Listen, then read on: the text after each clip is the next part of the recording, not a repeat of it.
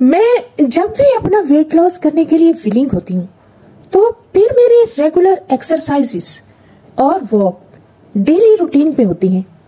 और जैसे ही मैं 2 kg वेट लॉस करने में कामयाब हो जाती हूँ तो अचानक कुछ ऐसी मसरूफियात बढ़ जाती हैं कि मैं कहती हूँ कि चले आज एक्सरसाइज छोड़ देती हूँ, कल कर लूंगी।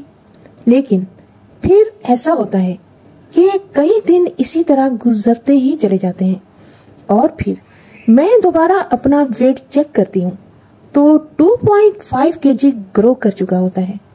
बस इसी तरह जिंदगी गुजर रही है, इस उम्मीद पर कि आइंदा आने वाले दिनों में वेट लॉस करूंगी। और अब मैं अपने किचन से आपको वेलकम करती हूँ। मेरे पास बहुत फरमाइशें आ रही थी कि आप हमें करेले पकाने सिखा दें, क्योंकि हम जब भी करेले पकाते हैं तो उन्हें नमक मलने के बावजूद भी करेले कड़वे पकते हैं। लेकिन आज मेरे किचन में करेले तो पकेंगे मगर वो कड़वे होने की बजाय बहुत डिलीशियस होंगे। आज करेले इत्तेफाक से बहुत अच्छे और फ्रेश रखे हुए थे तो मैंने 1 किलो करेले ले लिए और ये रखे हुए हैं प्याज, हरी मिर्चें, टमाटर और अदरक। तो पहले हम करेलों को धो लेते हैं ताकि इन पर कोई डस्ट वगैरह लगा हुआ हो तो साफ हो जाए। और इसके बाद मैं बाकी सब्जियों को धो लेती हूँ। अब तमाम सब्जियां धुल चुकी हैं। सबसे पहले मैं करेलों को छील लेती हूँ। करेलों को हमें बहुत ज्यादा खुरच कर नहीं छीलना, बल्कि सिर्फ ऊपरी स्किन को पील ऑफ करना है। अब ये करेला मैंने छील लिया है और अब इसको हम 2 पार्ट्स में डिवाइड कर लेंगे और फिर इनको लंबे पीसेस में कट कर देंगे। और आप चाहे तो इन्हें अपनी पसंदीदा किसी भी शेप में कट कर सकते हैं। अब ये कट हो चुके हैं। अब इनको मैं साइड पे रख देती हूँ और अब मैं छील लेती हूँ प्याज को। और प्याज को छीलने के बाद इसको लच्छेदार काट लेंगे। अब प्याज भी कट चुके हैं और मैं इन्हें एक बोल में शिफ्ट कर रही हूँ। और यहाँ पर बाकी सब्जियां भी कट चुकी हैं। तो आइए अब इन्हें पकाने की तैयारी करते हैं। और सबसे पहले मैं कुकिंग ऑयल को प्रीहीट होने के लिए रख देती हूँ। और जैसे ही कुकिंग ऑयल प्रीहीट होगा हम इसमें करेले डाल देंगे और करेलों को हम बिल्कुल हल्की आंच पर उस वक्त तक फ्राई करेंगे यहाँ तक कि ये लाइट गोल्डन हो जाए। यहाँ पर आपने देखा है कि मैंने करेलों को नमक नहीं लगाया, क्योंकि नमक लगाने से ही करेले कड़वे पकते हैं। जब हम करेलों को नमक लगाते हैं तो एक तो नमक से मलने की वजह से करेले पानी छोड़ देते हैं।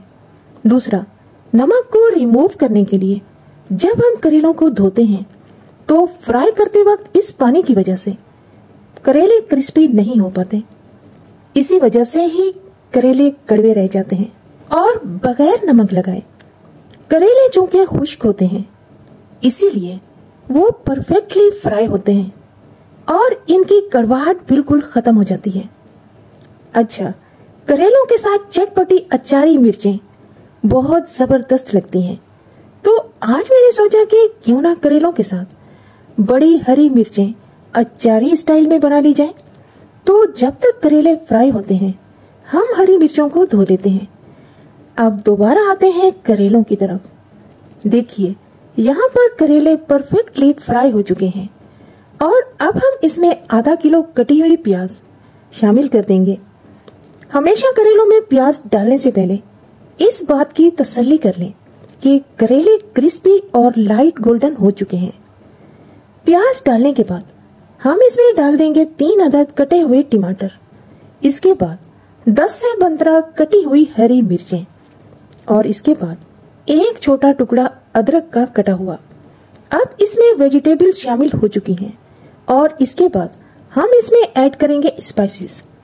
सबसे पहले डाल रही हूँ 1 टीस्पून नमक। इसके बाद 1 टीस्पून कुटी हुई लाल मिर्चें।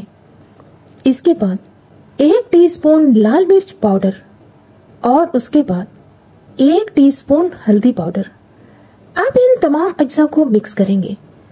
यहाँ मैं ये बताती चलूं कि हम इसमें पानी बिल्कुल शामिल नहीं करेंगे, बल्कि चूल्हे की आंच को कर देंगे कम और तमाम अज्जा को अच्छी तरह मिक्स करके ऊपर से ढक्कन लगा देंगे और टमाटर और प्याज अपना पानी छोड़ेंगे तो इसमें ही करेले प्याज पक कर तैयार हो जाएंगे। और अगर हमने इसमें जरा सा भी पानी ऐड कर दिया तो ये खाने में बिल्कुल अच्छे नहीं लगेंगे और कड़वे कड़वे महसूस होंगे। लेकिन हमें ढक्कन लगाने के बाद इन्हें ज्यादा देर तक नहीं पकाना, सिर्फ 4 से 5 मिनट्स में ही करेले और प्याज पक कर तैयार हो जाएंगे। जब तक करेले पक रहे हैं हम अचारी स्टाइल हरी मिर्चें तैयार कर लेते हैं। तो ये है मेरे पास 10 अदद बड़ी हरी मिर्चें। सबसे पहले मैं इन सबको दरमियान में से कट लगा दूंगी और जब सब मिर्चों को कट लग जाएगा तो हम इन्हें अचारी मसाले के साथ फ्राई करेंगे। अब तमाम मिर्चों को कट लगा दिया है। अब मैं करेलों को दूसरे बर्नर पर शिफ्ट कर देती हूँ और यहाँ पर मैं पैन रख रही हूँ और इसमें डाल दिया है थोड़ा सा कुकिंग ऑयल और आप चाहें तो इसे सरसों के तेल में भी बना सकते हैं और इससे जायका और भी जबरदस्त लगेगा। अब मैं इसमें डाल रही हूँ 1/4 चम्मच राई दाना, इसके बाद 1/4 चम्मच कलौंजी और उसके बाद 1/4 चम्मच ही मेथी दाना। और यहाँ मेरे पास रखी हुई है कटी हुई बड़ी हरी मिर्चें। जैसे ही कलौंजी, मेथी दाना और राई दाना लाइट से फ्राई हो जाएंगे हम इसमें मिर्चें शामिल करके फ्राई करेंगे। अब मैंने बड़ी हरी मिर्चें इसमें डाल दी हैं और चूंकि मिर्चों को फ्राई होने में ज्यादा टाइम दरकार नहीं होता इसलिए हम मिर्चों को बस 1 से 2 मिनट तक ही फ्राई करेंगे। अब हम इसमें डाल देंगे 1/4 चम्मच नमक और इसके बाद 1/4 चम्मच कुटी हुई लाल मिर्चें, इसके बाद 1 टेबल स्पून कुटा हुआ धनिया। अब हम इनको बस कुछ सेकंड्स तक फ्राई करेंगे और फिर इसमें 1 टेबल स्पून सिरका शामिल कर देंगे। सिरका शामिल करने के बाद बस अब हमारी अचारी स्टाइल हरी मिर्चें तकरीबन तैयार हो चुकी हैं और अब हम करेलों का ढक्कन भी हटाकर देखते हैं। देखिए मजेदार से करेले प्याज पक कर तैयार हो चुके हैं और इधर हमारी अचारी स्टाइल मिर्चें भी करेलों के साथ पेश करने के लिए तैयार हो चुकी हैं। अब मैं दोनों साइड्स के बर्नर ऑफ कर रही हूँ और अब हम दोनों डिशेस को डिश आउट कर देंगे। तो सबसे पहले मैं अचारी स्टाइल हरी मिर्चें डिश में शिफ्ट कर रही हूँ।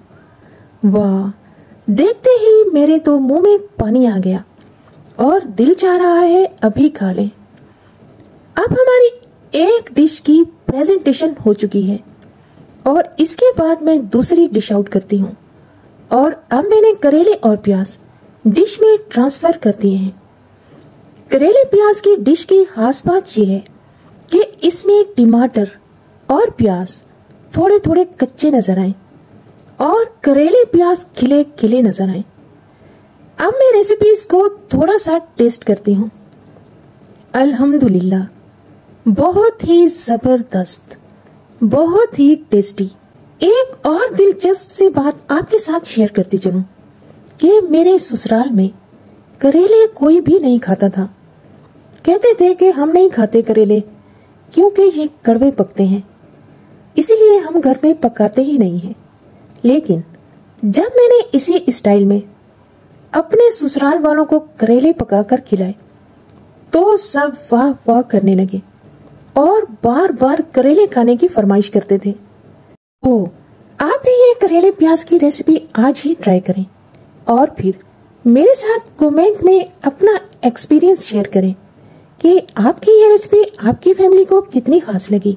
आपने नोट किया होगा कि मैंने जब करेले काटे तो इनके बीज नहीं निकाले क्योंकि इनके अंदर कच्चे बीज थे, और आप भी जब करेले काटे तो इनके बीज नहीं निकाले बल्कि बीज और पल्प इनके अंदर रहने दें क्योंकि इससे करेलों का जायका और भी अच्छा हो जाएगा।